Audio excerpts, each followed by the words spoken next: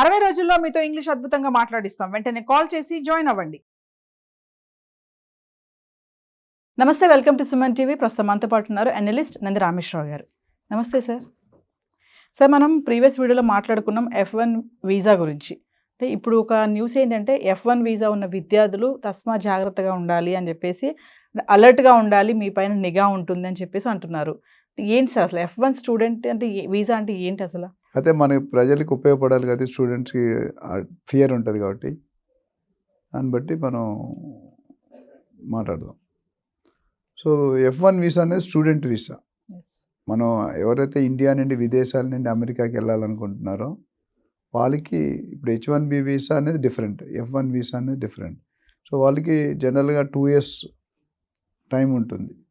దాని తర్వాత మనం లాస్ట్ టైం మనం స్టెమ్, దాని తర్వాత OPT అవన్నీ వెళ్ళిపోతారు. అయితే ఇక్కడ ఏమవుతుందంటే వీళ్ళు వెళ్ళినప్పుడు డిఫరెంట్ ఉంటుంది, అక్కడ వెళ్ళిన తర్వాత సిచ్యువేషన్ డిఫరెంట్ ఉంటుంది. ఇందులో ఏంటంటే ప్రతి స్టూడెంట్ కూడా అప్పు చేసుకొని వెళ్తారు. 100కి 99 మంది అప్పులు చేసుకొని లోన్లో కానీ ల్యాండ్ తాకట్టు పెట్టుకొని బంగారం తాకట్టు ఏదో విధంగా వెళ్తారు. వెళ్ళినప్పుడు వాళ్ళకి జీతం రాదు కదా, స్టూడెంట్గా ఉన్నప్పుడు జీతం రాదు కదా. ఆ స్టూడెంట్గా ఉన్నప్పుడు వాళ్ళంతా కనీసం వాళ్ళు బతకడానికి నెలకి $1000 $2000 కావాలి. ఆ పరిస్థితి బట్టి కనీసం $1000 అయితే కావాలి. ఆ $1000 సంపాదించుకోవడానికి పెట్టిన మార్గమే ఇది. F1 స్టూడెంట్ చదువుతున్నప్పుడు జాబ్స్ చేసుకోవడానికి పర్మిషన్ ఇచ్చారు. Part time jobs full time అవ్వదు, ఎందుకంటే చదువుకోవాలి కదా. సో రోజుకి మేము 3 గంటలో 4 గంటలో జాయిన్ అయితే గంటకి $10 $15 బిజినెస్ బట్టి ఉంటుంది. అయితే దీంట్లో academic jobs, non academic jobs రెండు రకాల పార్ట్ టైం జాబ్స్ ఉన్నాయి. Academic jobs, non academic. Academic అంటే ఏంటి? ప్రొఫెసర్ల కింద రీసెర్చ్ అసిస్టెంట్లుగా జాయిన్ అవ్వడం, ట్రైనింగ్ గానో అసిస్టెంట్ గానో ఏదో ఒకటి. సో అది అకాడమిక్, చదువుకు సంబంధించి. నాన్ అకాడమిక్ అంటే అదే యూనివర్సిటీలో different department, library, administration, cooking, kitchen, cleaning ఇవన్నీ ఉంటాయి కదా. ఓన్లీ క్యాంపస్లోనే చేయాలి, ఆఫ్ క్యాంపస్ కాదు, ఆన్ క్యాంపస్. అంటే F1 వీసా ఉన్న స్టూడెంట్స్ చూడాలి. ఎందుకంటే వాళ్ళకి నెలకు $1000 అయితే మళ్ళీ ఇంటి దగ్గర నుండి డబ్బులు అడగక్కర్లేదు. సో వాళ్ళు ఖర్చులకి వాళ్ళు సంపాదించే అట్లీస్ట్ పేరెంట్స్ మీద బర్డెన్ పడదు. ఈఎంఐ కట్టడానికి టైం ఉంటుంది. They will give you this study time. నీకు జాబ్ వచ్చినప్పుడు ఈఎంఐ స్టార్ట్ అవుతుంది. ఇది మీకు తెలుసుకుంటే పెద్ద పెద్ద హీరోలు, మన పెద్ద పెద్ద సినిమా ఇప్పుడు టాప్లో ఉన్న వాళ్ళు కూడా అమెరికా వెళ్ళి టేబుల్ తుడిచిన వాళ్ళు ఉన్నారు. ఇక్కడ పెద్ద కోట్లాధిపతి వాళ్ళ నాన్నగారు, తాతగారు, కానీ అక్కడికి వెళ్ళి టేబుల్ తుడిచిన బాపతలు చాలా నాకు తెలుసు. పేర్లు చెప్పడం అది కరెక్ట్ కాదు. MBA చదువుకోవడానికి వెళ్ళినప్పుడు పెద్ద పెద్ద ఫేమస్ హీరోస్ టాప్ 4, 5లో కూడా ఉన్నారు. అంటే అక్కడ ఇప్పుడు ఆ ఫాదర్ కండిషన్, ఇప్పుడు ఒక్కొక్కరు ఒక్కొక్క కండిషన్స్ ఉంటాయి. పిల్లలకి ఎక్కువ డబ్బులు ఇస్తే ఏమవుతుంది? అక్కడ వెస్ట్రన్ కల్చర్ చెడ్డ అలవాట్లకు గురై పాడైపోతుంది. అందుకనే కొంతమంది ఫాదర్ డిసిప్లిన్ ఉన్నారు, నీకు చదువు కావాల్సిన మిగతా నువ్వు సంపాదించుకొని చెప్పేశారు. అప్పటికే వాళ్ళకి కోట్లు ఉన్నాయి, ఇక్కడ 100 కోట్లు, 10-20 కోట్లు పని పిల్లలకి ఇవ్వలేదు. నేను ఇస్తే వాళ్ళు డిసిప్లిన్ కరెక్ట్. అది వాళ్ళ పని వాళ్ళు చేసుకోవడానికి టేబుల్ తీసుకోవడం, పెట్రోల్ పంపులో బాయ్ పనిచేయడం, లేకపోతే బేకరీ షాప్లో కౌంటర్లో ఉండడం, ఇలాంటి జాబులు ఎత్తుక్కునేవారు. అయితే ఇక్కడ ఏమన్నారంటే అమెరికా ప్రకారం ఆన్ క్యాంపస్ మాత్రం చెయ్యాలి, ఆఫ్ క్యాంపస్ చేస్తే they are doing in illegal. Illegal అంటే ఇల్లీగలే. లీగల్ ఏంటి? నువ్వు చదువుకున్న యూనివర్సిటీలో అదే క్యాంపస్లో ప్రొఫెసర్ దగ్గర, అదే క్యాంపస్లో లైబ్రరీ కానీ it is treated as regular, legal. అంటే యూ కెన్ డూ. ఎందుకంటే అవసరం కావాలి. వాళ్ళు కూడా ఎందుకు పెట్టుకుంటారు? పర్మనెంట్ జాబ్ పెట్టుకుంటే వాడికి ఫుల్ శాలరీ గంటకు $100 లెక్క ఇవ్వాలి. మనం ఎంత చేస్తాం? $10-15 చేస్తాం. అంటే ఎప్పుడు కావాలి వాడు తీసేవచ్చు. గవర్నమెంట్ జాబ్ తీయలేరు కదా. యూజీసీ యూనివర్సిటీ గ్రాంట్ కమిషన్, వాళ్ళకు కూడా కమిషన్ ఉంటుంది. సో రెండోది, అన్బ్రాండెడ్ యూనివర్సిటీకి వెళ్తే ఇంకా బాధ. ఎందుకంటే అక్కడ క్యాంపస్లో ప్రొఫెసర్సే ఉండరు. లాస్ట్ టైం ఒక వీడియోలో చెప్పాం, 3000 యూనివర్సిటీస్ ఉన్నాయి అమెరికాలో ఓవరాల్గా, అన్ని కాలిఫోర్నియా, టెక్సాస్, డెల్లాస్ అన్ని చేసి 3000లో 100 నుండి 200 యూనివర్సిటీ మాత్రం పేరు పొందినవి. ఇప్పుడు మనకి ఇప్పుడు IITలు ఎట్లా ఉన్నాయి, IIIT ఎట్లా ఉంది, అదేంటి బిట్స్ పిలాని ఎట్లా, అలాగా.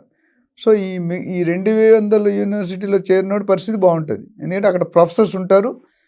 ప్రతి ప్రొఫెసర్కి 3-4 రీసెర్చ్ అంటే ఏదో what is PhD, doctorate of philosophy అంటే కొత్త ఐటమ్ని కనుక్కోవడం, ఇప్పటి వరకు లేనిది కనుక్కోవడానికి ఒక్కడే చేయలేడు కదా. ఈయన గైడెన్స్లో, ఈయన మానిటరింగ్లో 10 మంది 20 మంది 30 మంది పనిచేస్తారు వాళ్ళకున్న కెపాసిటీ ఏజ్ నాలెడ్జ్ బట్టి. సో అందులో అకాడమిక్ జాబ్ కింద అదే అన్బ్రాండెడ్కి వెళ్తే కష్టం, ఎందుకంటే వాళ్ళు అక్కడ జాబులు ఉండు ఆఫ్ క్యాంపస్ వెళ్ళకూడదు, ఆన్ క్యాంపస్లో దొరకవు, ఆఫ్ క్యాంపస్లో వెళ్ళకూడదు.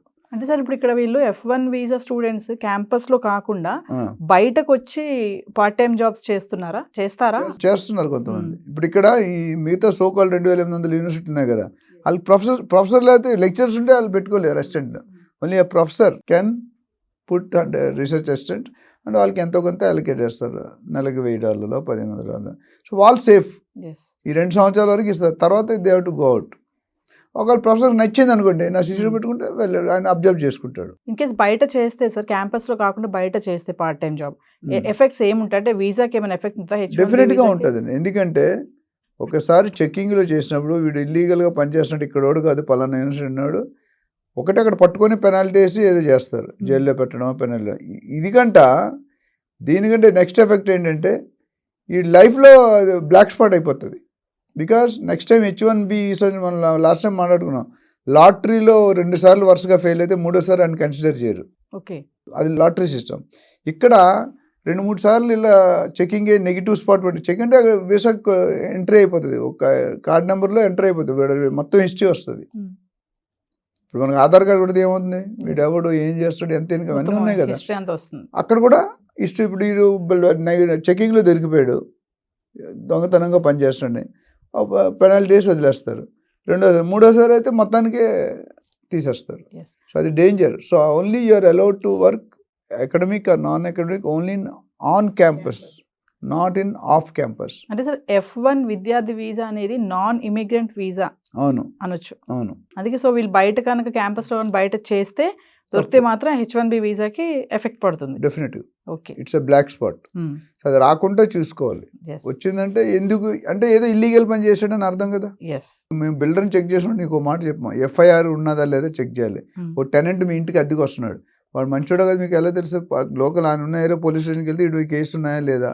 ఇప్పుడు IAS IPSకి ఇలాంటి కేసు ఉంటే వాడు qualify intelligent job hero qualify చేయాలి. పోలీస్ గ్యాంగ్ లీడర్ సినిమాలో చూసి చెప్తే చిరంజీవి వాళ్ళ బ్రదరు పోలీసు వాడు ఆపేస్తాడు, ఈయన కూతురు పెళ్లి చేసుకుంటేనే ఇస్తా అన్నాడు. అంటే అది సినిమా అట్లా ఆ రిఫరెన్స్లో పోలీస్ స్టేషన్కి ఎక్కాడంటే ఎలా ఎక్కాడు, పాపం తప్పు చేసినట్టు కింద ఎక్కాడా లేదా అనుమానం ఏమన్నా ఏటో చూసి దాన్ని బట్టి డెసిషన్ తీసుకుంటాడు. అంటే వీళ్ళ బయటకు వచ్చేయడానికి రీజన్స్ ఏముంటాయి సార్? అంటే బతకడానికి డబ్బులు కావాలి కదా. ఎక్కువ కాదు అసలు, బతకడానికి డబ్బులే లేవు, ఫీజే అప్పులు చేసి కట్టారు. మరి అక్కడ సర్వే అవ్వాలి, వాడికి సబ్బులు బట్టలు సర్ఫ్ ఇవన్నీ కావాలి కదా. కావాలంటే నెలకు $1000 అవసరం అవుతుంది. $1000 అంటే మన ప్రకారం 80,000.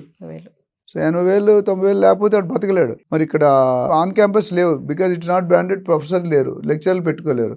మరి వాడు బతకాలంటే అక్కడ 20 30 40 50 కిలోమీటర్ దూరం వెళ్ళి పనిచేసి మళ్ళీ వస్తారు.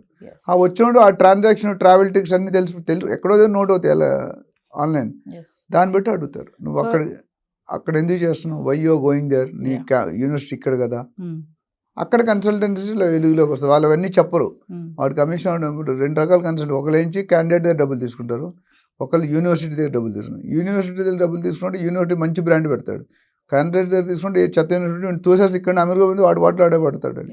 అందుకని జాగ్రత్త ఉండాలి, కన్సల్టెంట్ ఫేక్ అవన్నీ వస్తాయి. సో F1 విద్యార్థి వీసా ఎవరైతే ఉన్నారో వాళ్ళు కొంచెం జాగ్రత్తగా ఉండాల్సిన పరిస్థితి ఉంది. ఏ వీసా అయినా జాగ్రత్తగా ఉండాలి, F1 ఇంకా జాగ్రత్తగా ఉండాలి, ఎందుకంటే జస్ట్ బిగినింగ్. దొరికితే H1B వీసాకి ఎఫెక్ట్ షూటెడ్ సైట్ అంటారు కదా, అట్లా. Back to home. Thank you.